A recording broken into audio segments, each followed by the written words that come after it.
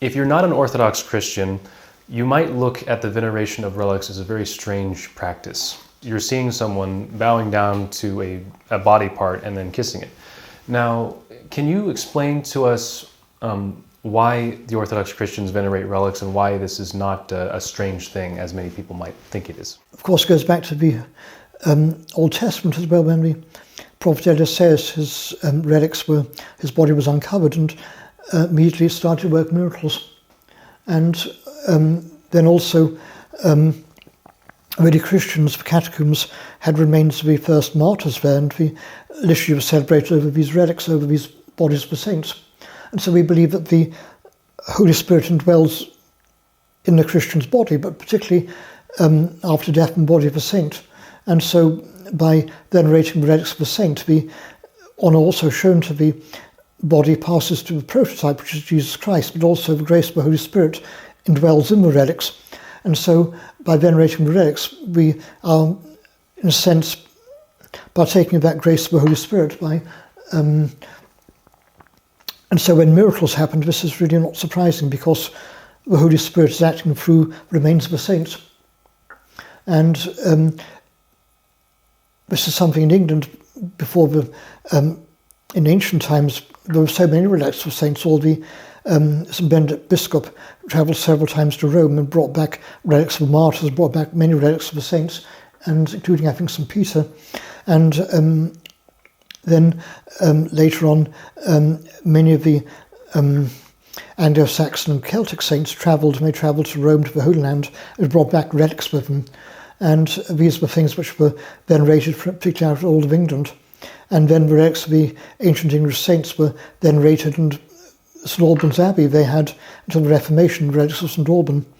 And his relics were regarded as one of the prime shrines in England. And St. John Maximovich, when he came to England, he'd always go to St. Alban's Abbey to pray the shrine of St. Alban. And in fact, very recently, I think in the last 20 or 30 years, some relics were given back to the shrine from Cologne in Germany, where they had some relics of St. Alban. And so St. Alban was one of the very great British saints. He was Romano-British in the early times.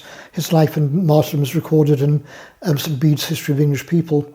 And St. Alban's shrine was one of the great shrines throughout all of England. It was known throughout all of Europe as well. And then there's many Anglo-Saxon saints whose relics were venerated. Many of shrines of the saints, all of them were venerated until the Reformation time, when all the relics were, most of them were burned or deliberately destroyed. Fortunately, some were saved by being taken to the continent, and in Rome they had relics of all the many of the saints, and so a lot were saved in Rome or in Germany, Italy. So some of the ancient relics do remain still. And in our church we have relics of the early Christian martyrs, and also we have a tiny fragment of St. Augustine of Canterbury, which was given to us by someone who'd been a Roman Catholic monk and became Orthodox, and he gave us this relic, one of the few surviving relics of St. Augustine of Canterbury. And we have that in the glass shrine in the church. And then we have... I didn't know that. I saw the array of relics. I didn't know that was St. Augustine was part of that too.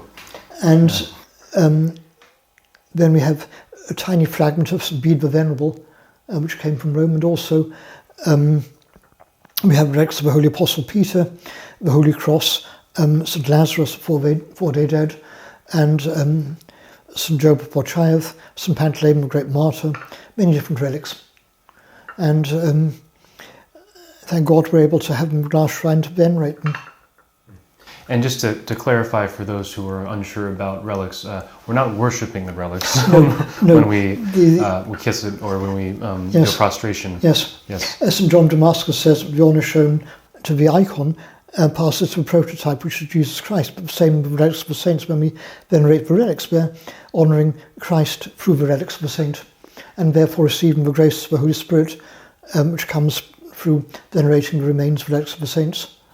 So sort of similar to an icon, I guess, where it's a window to heaven. Yes. Yeah. And today, in fact, is 14 years since our church was consecrated, And that was for us one of the greatest events, well, the greatest event really, in our church. And in the altar table we had tiny fragments of St Edward Martyr, the martyrs of Prevlac, who were killed in the 16th century in Montenegro, and by the Roman Catholics. Their relics were discovered, I think, in the last 30 years. We have a tiny fragment of them, and also St Elizabeth, Grand Duchess, and we have a relic of her in the holy table. And so these are the 3 saints are particularly special for us.